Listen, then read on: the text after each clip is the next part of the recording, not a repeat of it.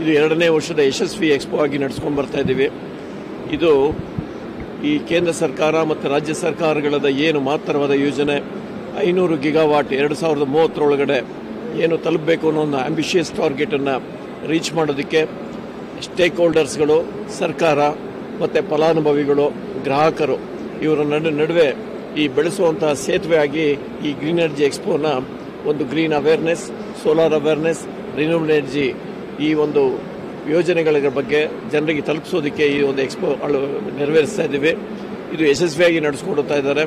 ಹಾಗೂ ಸರ್ಕಾರ ಏನು ಘೋಷಣೆ ಮಾಡಿದೆ ಈ ಸಬ್ಸಿಡಿ ಪ್ರೋಗ್ರಾಮಲ್ಲಿ ಸೋಲಾರ್ ರೂಫ್ ಟಾಪ್ ಸಬ್ಸಿಡಿಯನ್ನು 30,000 ಸಾವಿರದಿಂದ 78,000ವರೆಗೂ 3 ಕಿಲೋವ್ಯಾಟಿಂದ 10 ಕಿಲೋವ್ಯಾಟ್ವರೆಗೂ ಸರ್ಕಾರ ನೀಡ್ತಾ ಇದೆ.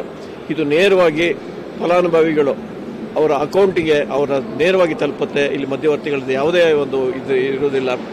ಈ ಒಂದು ಯೋಜನೆ ಜೊತೆಗೆ ಸೋಲಾರ್ ಕುಸುಮ್ ಏನು ಯೋಜನೆ ಇದೆ, ಎಲ್ಲ ರೈತರಿಗೂ ಸಹಿತ ಸೋಲಾರ್ ಪಂಪ್ ಅಳವಡಿಕೆ ಮಾಡಿಕೊಳ್ಳುವಂತಹ ಯೋಜನೆಯಲ್ಲಿ 50% ಕರ್ನಾಟಕ ರಾಜ್ಯ ಸರ್ಕಾರದ ಪಾಲು, 30% ಕೇಂದ್ರ ಸರ್ಕಾರದ ಪಾಲಲ್ಲಿ ಕೇವಲ 20% ರೈತರು ಕೊಟ್ಟರೆ ಅವ್ರಿಗೆ ಕ್ವಾಲಿಟಿ ಎಲೆಕ್ಟ್ರಿಸಿಟಿ ಹಗಲು ಹೊತ್ತಿನಲ್ಲಿ ಸೋಲಾರ್ ಪಂಪಲ್ಲಿ ಪಡುವಂತಹ ಕಾರ್ಯಕ್ರಮಗಳನ್ನು ಸರ್ಕಾರ ಘೋಷಣೆ ಮಾಡಿ ಯೋಜನೆಗಳನ್ನ ಸಫಲಗೊಳಿಸಲಿ ಈ ಗ್ರೀನ್ ಎನರ್ಜಿ ಎಕ್ಸ್ಪೋ ಬಹಳಷ್ಟು ಯೂಸ್ಫುಲ್ ಆಗಿದೆ, ಉಪಯೋಗಿಯಾಗಿದೆ.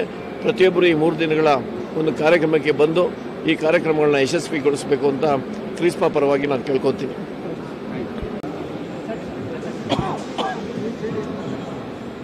ಇವತ್ತು ಅತ್ಯಂತ ಮಹತ್ವವಾದ ಒಂದು ಕಾರ್ಯಕ್ರಮ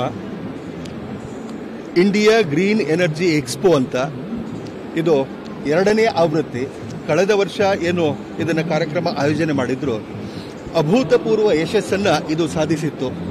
ಆ ಯಶಸ್ಸಿನ ಪ್ರೇರಣೆಯನ್ನು ಪಡೆದುಕೊಂಡು ಈ ವರ್ಷ ಇನ್ನೂ ಅಚ್ಚುಕಟ್ಟಾಗಿ ಇನ್ನಷ್ಟು ಜಾಸ್ತಿ ಪಾರ್ಟಿಸಿಪೆಂಟ್ಸನ್ನು, ಸ್ಟೇಕ್ ಹೋಲ್ಡರ್ಸನ್ನು ಸೇರಿಸಿಕೊಂಡು ಈ ಒಂದು ಗ್ರೀನ್ ಎನರ್ಜಿ ಎಕ್ಸ್ಪೋ ಮಾಡ್ತಾ ಇರೋದು ಭಾಳ ನಿಜವಾಗಿ ಸಂತೋಷ. ತಮಗೆಲ್ಲ ಗೊತ್ತು, ಈ ಒಂದು ಗ್ರೀನ್ ಎನರ್ಜಿ ಇನಿಷಿಯೇಟಿವ್ಗಳಲ್ಲಿ ಕರ್ನಾಟಕ ಭಾರತ ದೇಶದಲ್ಲಿ ಅತ್ಯಂತ ಮುಂಚೂಣು ಸ್ಥಾನದಲ್ಲಿದೆ. ಮಾನ್ಯ ನಮ್ಮ ಇಂಧನ ಸಚಿವರ ಮಾರ್ಗದರ್ಶನ ಮತ್ತು ನೇತೃತ್ವದಲ್ಲಿ ಮತ್ತು ನಮ್ಮ ಸಮರ್ಥ ನಾಯಕರು ನಮ್ಮ ACS ಸಾಹೇಬರು, ಗೌರವ್ ಗುಪ್ತಾ ಸಾಹೇಬರ ಮಾರ್ಗದರ್ಶನದಲ್ಲಿ ಅನೇಕ ಹೊಸ ಹೊಸ ಇನಿಷಿಯೇಟಿವ್ಗಳನ್ನು ನಾವು ತಗೊಳ್ತಾ ಇದ್ದೀವಿ. ಈ ಗ್ರೀನ್ ಎನರ್ಜಿ ಇದರಲ್ಲಿ ಬಹಳಷ್ಟು ಅಭಿಮಾನದಿಂದ ಈ ಕಾರ್ಯಕ್ರಮದಲ್ಲಿ ನಾವು ಭಾಗವಹಿಸಿದ್ವಿ.